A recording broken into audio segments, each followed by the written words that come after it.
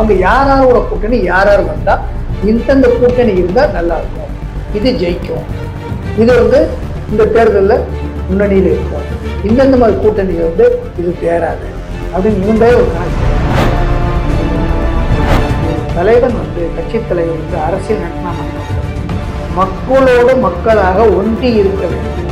வேலுமுருகன் அது இருக்குது, அதை யாரும் மறுக்க முடியாது.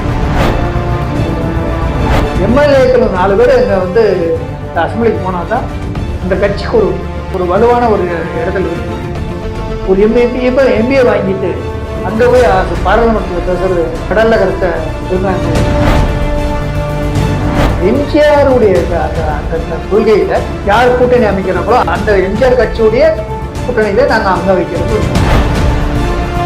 விஜயகாந்த் அவர்களுக்கு கிராமங்கள் தோறும் ஒரு நல்ல ஒரு மரியாதை, அவருக்கும் தனிப்பட்ட முறை.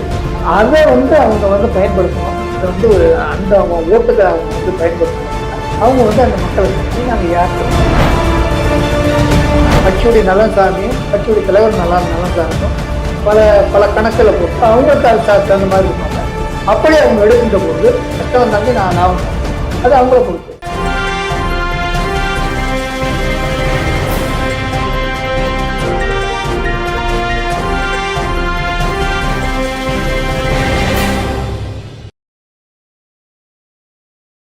சிசிஎல் மீடியா நேயர்களுக்கு இனிய வணக்கம். அதிமுக தேமுதிக நீண்ட நாட்களாகவே கூட்டணி இருந்தது, தொடர்ந்து பயணித்து வந்த நிலையில சமீப நாட்களாக தேமுதிகவுடைய பொதுச்செயலாளர் பிரேமலதனுடைய திமுக தேமுதிக கூட்டணி அமைய போகிறதோ என்று அரசியல் ஆய்வாளர்கள் ரொம்ப ஆர்வமாக காத்துக் கொண்டிருக்கிறார்கள். அதாவது பார்த்தீங்கன்னா பிரேமலதனுடைய ஒவ்வொரு பேச்சும், அது தொகுதி மறுவரையா இருக்கட்டும், மும்மொழி கொள்கையா இருக்கட்டும், எல்லாமே திமுகவுடைய செயல்பாடுகளை பாராட்டு விதமாக அண்மையில் அமைந்திருந்தது. அது குறித்தும் கூட்டணி கணக்குகள் இதன் மூலமாகவும் மாறுவதற்கு வாய்ப்பு இருக்கா என்பது பற்றி நம்முடைய விரிவாக கலந்துரையாட இணைந்திருக்கிறார் முன்னாள் சட்டப்பேரவை உறுப்பினர், திராவிட முற்போக்கு மக்கள் கட்சியின் நிறுவன தலைவர், அரசியல் விமர்சகர், மருத்துவர் ஸ்ரீதரன் அவர்கள். வணக்கம். இந்த விஷயம் அதிமுக தேமுதிக இடையே நம்ம நடிக்கிறது வாய்ப்பு இருக்கா, இல்லை வேறு விதமாக அரசியல் ஆய்வாளர்கள் கூறுறது போல இது திமுக நோக்கி தேமுதிக போகிறதுக்கான சாத்தியக்கூறுகள் இருக்குதா? மக்கள் இப்போ எல்லாம் கூர்ந்து அரசியலை பண்ணிக்கிறாங்க. அரசியல் மக்களுக்கு தெரியுது, அரசியலில் ஆர்வம் காட்டுறாங்க. நிறைய பேர் இளைஞர்கள் ரொம்ப அரசியல் கேட்குறாங்க. அப்படி இருக்கின்ற போது ஒரு தலைவரோ ஒரு கட்சியோ ஒரு நிலைப்பாடு எடுக்கும்போது என்ன நிலைப்பாட்டிலிருந்து நீங்கள் அடிக்கடி மாறினீங்கன்னா நாளைக்கு சாதகமாக வரும்னு சொல்ல முடியாது. ஆனால் நீங்கள் ஒரு இவங்க இப்படி சேர்ந்தா தான் மக்களே ஒரு கூட்டணி அமைக்கிறாங்க, அவங்களே ஒரு கூட்டணி அமைக்கிறாங்க. இந்த ஒரு கூட்டணி தான் நல்லா இருக்கும் அப்படின்னு நினைக்கிறாங்க. அந்த கூட்டணி தான் வெற்றி பெறும்.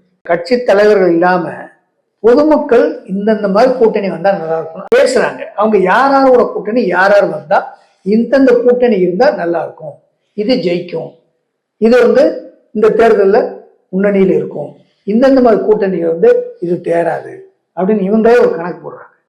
இந்த பல்ஸை நம்ம கண்டுபிடிக்கணும். வெளியே பத்திரிகையில் என்ன ப்ரொஜெக்ட் பண்ணாலும் அதிமுக தோக்குதா, தோத்துச்சா? ஏன்னா பெரிய இந்த தடவை ஏடிஎம்கே தோத்தோம், அவ்வளோதான் இவ்வளோதான் அப்படி இப்படின்னு எல்லா கணிப்பும் இருந்தது. மக்கள் எப்படி இருக்காங்க, ட்ரெண்ட் எப்படி போகுது, 26 தேர்தல் எப்படி ட்ரெண்டு போகுது? ஏன்னா நீங்கள் கூட்டணி அமைச்சிடலாம், ஆனால் கூட்டணி அமைச்சிட்டா கூட அந்த கன்வெர்டபிலிட்டின்னு சொல்லுவாங்க, ஓட்டா மாறுறது, அது ஓட்டா மாறலன்னு ஜெயிக்க முடியாது. அந்த விஷயத்துல கரெக்டா கணக்கு போடுறாப்புல வேல்முருகன். கரெக்டான கணக்கு, அதாவது நேர்த்தியான ஒரு அரசியல்வாதி. என்னுடைய பார்வையில் எந்த காய் அடிச்சா எந்த கேம் அடிக்கும் அப்படின்னு இந்த செஸ்ல கேரம் போர்ட்ல அடிச்சா அது போய் 2 விழுவுமா அப்படிங்கிறது கரெக்டா தெரிஞ்சு வச்சிருக்காப்புல. மக்களுடைய மனநிலையே அதுதான். ஒரு தலைவன் கட்சி தலைவர் அரசியல் நடத்தினா மட்டும் பத்தாது, மக்களோடு மக்களாக ஒன்றி இருக்க வேண்டும். வேலுமுருகன் அது இருக்குது, அதை யாரும் மறுக்க முடியாது. மக்களோட மக்களாக இருக்காப்புல, மக்களுடைய என்ன பேசுறாங்கன்னு நினைக்கிறாப்புல, மக்கள் சொல்றத ஓப்பனா சொல்றாப்புல, வெளிப்படையா சொல்றாப்புல, இந்த மாதிரி செய்யணும் அப்படின்னு சொல்றாப்புல.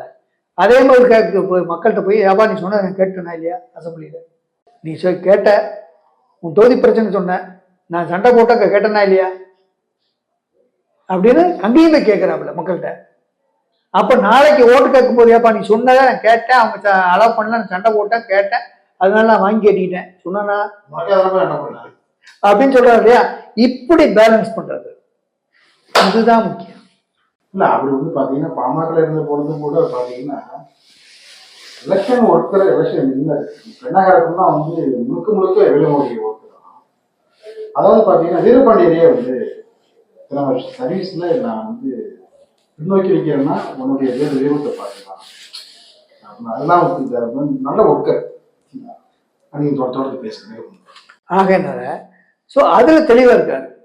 யாரோட கூட்டணி அப்படிங்கிறது இல்லை, மக்கள் யாரோட இருக்காங்க அவங்களோட நம்ம போகணும். சிம்பிள் ஃபார்முலா கையில் பிடிச்சிட்டு மக்கள் எங்க போறாங்க பின்னாடி நம்ம போயிடுவோம். பெரிய ரிஸ்க் இருக்க வேண்டியதில்லை. மக்கள் என்ன விருப்பமோ அது முன்னாடி போயிட வேண்டியதான். அவர் சரியான கணக்கு போடுறாரு. பிரேமலதா விஜயகாந்த் இவங்க வந்து ராஜ்யசபா என்ன சொல்றாங்க அப்படின்னா ஒரு அதுதான் இதைத்தான் எல்லாம் பேசுறாங்க.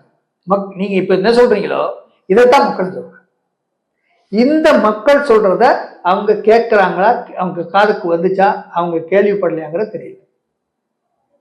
ஆனா வேலுமுருகனுக்கு அப்பப்ப காதுல கேட்கிறாப்புல, அதுக்கு செவி ஜெயிக்கிறாப்புல. இவங்களுக்கு இந்த கேள்வி இந்த இப்ப சொன்னாங்க இல்லையா, ஒரு எம்பி சீட்டுக்காக இவங்க தவறான முடிவு எடுத்துருவாங்களோ அப்படின்னு மக்கள் பேசுறாங்க. இந்த தேமுதிக இப்படி கூட்டணி அமைச்சா நல்லா இருக்கும் அப்படின்னு மக்கள் விரும்புறாங்க.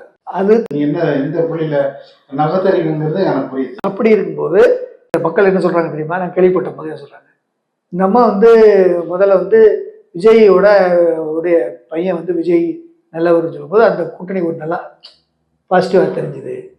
ஸோ விஜயும் தேமுதிகவும் கூட்டணி இருந்தால் நல்லா இருக்கும் அப்படிங்கிற மாதிரி ஒரு பாசிட்டிவாக தெரிஞ்சுது.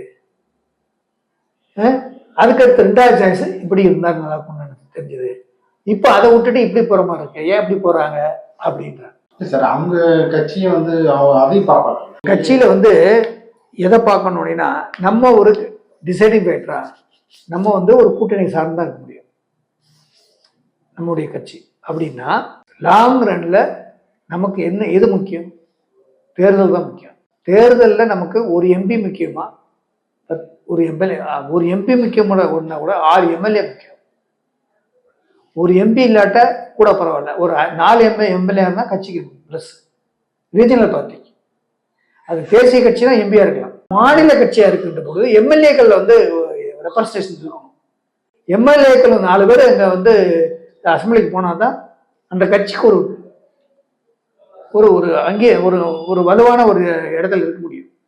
ஒரு எம்பிஏ வாங்கிட்டு அங்கே போய் பாராளுமன்றத்தில் பேசுறது கடல்ல கரைச்ச பெருங்காயம் மாதிரி ஆயிடும். அவங்க தொடர்ந்து அதிமுக கூட்டணி இருக்கிறது நல்லது. அதாவது 2026 அதிமுக கூட்டணியோட இருந்தால்தான் அவங்களுக்கு நல்லதுன்னு நான் சொல்லலை. நான் அரசியல் விமர்சகரா மக்கள்கிட்ட எல்லாம் கேட்கும்போது மக்கள் சொன்ன கருத்தை உங்கள்கிட்ட சொல்றேன். நான் கேள்விப்பட்ட வரைக்கும், நான் கேட்காத இடத்துல வேற மாதிரி இருக்கலாம், நான் கேள்விப்பட்ட வரைக்கும் இந்த மாதிரி சொல்றேன். இல்லை சில நேரங்களில் பார்த்தீங்கன்னா சில அரசியல் தலைவர்கள்லாம் பார்த்தீங்கன்னா சரியான நேரத்தை தவறான முடிவு, சரியான நேரத்தை சரியான முடிவு, 2 வகையாக பிரிச்சுக்கலாம் சார். எப்படின்னா சரியான நேரத்தில் சரியான முடிவு, சரியான நேரத்தை தவறான முடிவு. இது தமிழக அரசு தலைவர் மட்டும் இல்லை, இந்திய அரசு தலைவர்லாம் அதில் வந்து நிறைய பேர் இருக்காங்க. தமிழகத்தில் வந்து ரொம்ப வந்து கூடுதலாக இருக்கும். அந்த உரிய நேரத்தில் நம்ம உரிய இந்த சாதனையான முடிவு எடுக்காம அது வந்து கடந்து போகிற பொழுது அதோட பாதிப்பு கட்சிக்கு மட்டும் இல்லை, நம்மளை சார்ந்தவங்களுக்கு அந்த பாதிப்பும் நிறைய வந்து ஏற்படுங்கிறது உணராத பட்சத்தில் தான் பல்வேறு இயக்கங்கள்லாம் வந்து விழுந்துட்டு இன்னும் சில இயக்கங்கள் வந்து விழுவதற்கு போராடிக்கிட்டு இருக்கு இல்லைங்களா. அதன் அடிப்படையில் தான் அந்த கேள்வி வைக்கிறேன். ஏன்னா வந்து அந்த நேர காலங்கிறது முக்கியம். அது வந்து மற்ற விஷயங்கள் மட்டும் இல்லை, அது அரசியலுக்கும் பொருந்தும். அதை உணர்ந்து பிரேமலதா விஜயகாந்த் செயல்படுன்னு சொல்ல வரீங்களா? அதாவது எந்த அரசியல் கட்சிகள் என்ன மாதிரியான இருந்தாலும் ஒரே நோக்கம். நான் அரசியல் கட்சி வச்சிருக்கேன், திராவிட முற்போக்கு மக்கள் கட்சி. என்னுடைய பார்வை என்னன்னா வெற்றி தான், உங்களுக்கு வெற்றி தான் முக்கியம். அது யாரோட கூட்டணி, அந்த கூட்டணியில மக்கள் கூட்டணி யாரு, மக்கள் யாரோட கூட்டணி வைக்க விரும்புறாங்க அவங்களோட தான். இது ஒரு பாகம். ஒரு பாகம் நம்முடைய கொள்கை. என்னுடைய கொள்கை என்னன்னா, நான் எதுக்கு காம்ப்ரமைஸ் மாட்டேன். எம்ஜிஆருக்கு ஏகனிஸ்டா யார் போனாலும் அந்த கூட்டணியை நான் அங்கே இருக்க மாட்டோம். அது எங்கள் கட்சியோட கொள்கை. ஆனால் எம்ஜிஆருடைய அந்த அந்த கொள்கையில யார் கூட்டணி அமைக்கிறாங்களோ அந்த அந்த அந்த எம்ஜிஆர் கட்சியுடைய கூட்டணியில நாங்கள் அங்க வைக்கிறதுக்கு விரும்புவோம். அதுதான் கணக்கு. அப்படி பார்க்கின்ற பொழுது அவங்க பார்வையில விஜயகாந்த் அவர்களுக்கு வந்து கிராமங்கள் தோறும் ஒரு நல்ல ஒரு மரியாதை இருக்கு. அவருக்குன்னு தனிப்பட்ட முறையில் இருக்கு. அதை வந்து அவங்க வந்து பயன்படுத்தணும். அதை வந்து அந்த ஓட்டுக்கு அவங்க வந்து பயன்படுத்தணும் அப்படின்னா அவங்க வந்து அந்த மக்களை சந்திச்சு நாங்கள் யார்கிட்ட இல்லைன்னா இவங்க வந்து என்ன நான் சொல்றதும் கேட்க வேண்டாம், நீங்க சொல்றதும் கேட்க வேண்டாம். இல்லைன்னா அவங்க ஒரு நிர்வாகிகள்கிட்ட இருந்து கருத்து கேட்பாங்க, கண்டிப்பா கேட்பாங்க. அப்போ அவங்க சொல்லுவாங்கல்ல, இப்போ ராமதாஸ் ஒரு கூட்டம் போடுறாரு இல்லையா, கூட்டணிக்கு முன்னாடி ஒரு கூட்டம் போட்டு யார்கிட்ட கூட்டணி வைக்கணும்னு ஒரு கருத்து கேட்குறாரு இல்லையா, எப்படியா இருந்தாலும் அவங்க என்ன சொல்றாங்க, நீங்க எடுத்த முடிவு எடுத்துக்கன்றாங்க. அந்த மாதிரி இவங்க ஒரு கருத்தை கேட்கணும். அதுக்கு முன்னாடியே இப்போ எல்லாம் பல நியூஸ் எல்லாம் வரும். இன்னும் தேர்தல் நெருங்க நெருங்க நெருங்க பத்திரிகைகள்னு செய்தி, அரசியல் விமர்சனம் செய்திகள்லாம் வந்து யார் எந்தெந்த கூட்டணி எங்கெங்கே போனால் எப்படி எப்படி இருக்கும், எந்தெந்த கூட்டணி நல்வா இருக்குது, எந்தெந்த கூட்டணி விரிசல் விடுது, எந்தெந்த கூட்டணியில் ஒட்டுறாங்க, பசை இருக்குது, வெட்டுறாங்க, ஒட்டுறாங்க, அதெல்லாம் இன்னும் வரவ நாள்களில் தெரியணும். அதை பொறுத்தான் ஒரு செய்வாங்க. நீங்கள் சொல்கிற மாதிரி வந்து அதையும் ஒதுக்கி விட முடியாது. ஒரு கட்சிக்கும் கட்சியுடைய நலன் சார்ந்தையும் கட்சியுடைய தலைவர் நலன் சார்ந்தும் பல பல கணக்கில் போட்டு அவங்களுக்கு அது தகுந்த மாதிரி இருப்பாங்க. அப்படி அவங்க எடுக்கின்ற பொழுது அதில் வரவு வந்தாலும் சரி, நஷ்டம் வந்தாலும் சரி, லாபம் வந்தாலும் சரி, அது அவங்கள பொறுத்தது. 2011 தேர்தலில் அதிமுக தேர்ந்தெடுக்க மறுபடியும் 2026 அதிமுக, பாமக, தேமுதிக, பாஜக, புதிய தமிழகம் உள்ளிட்ட பல்வேறு கட்சிகள் வந்து இடம்பெறும் சூழல்ல இருந்தா நல்லதுன்னு நிறைய பேர் சொல்றாங்க. அப்படிங்கிற பட்சத்துல வந்து தேமுதிக வந்து இது இடம் மாறி போற பொழுது வேறு விதமா வந்து பாதிப்பு ஏற்படுத்தாத என்ன பாதிப்பு? ஒருவேளை போற பட்சம் என்ன பாதிப்பு ஏற்படுத்த? ஒரு பாதிப்பு ஏற்படுது. அதாவது அவங்க அதான சொன்னேன், ஒரு கட்சி தலைவர்கள் வந்து நம்ம பேசுற அளவுக்கு அவங்களுக்கு அந்த விவரம் தெரியாதா என்ன? அவங்க இதெல்லாம் ஆராய்ந்து பார்ப்பாங்கல்ல. எல்லா வல்லின மல்லினங்களும் அவங்களுக்கு யோசித்து தான் பார்ப்பாங்க. இப்படி இருந்தா எப்படி போகும், இப்படி இருந்தா அப்படி போகுமா, அப்படி இருந்தா எப்படி போகுமா, எல்லா கணக்கும் போடுவாங்கல்ல. அரசியல் எல்லா கணக்கும் போடுவாங்க. அது அந்த கணக்கு இன்னைக்கு எடுக்கிற கணக்கு வந்து நாளைக்கு மாறலாம், மாறித்தான் இருக்குது பல இதில்.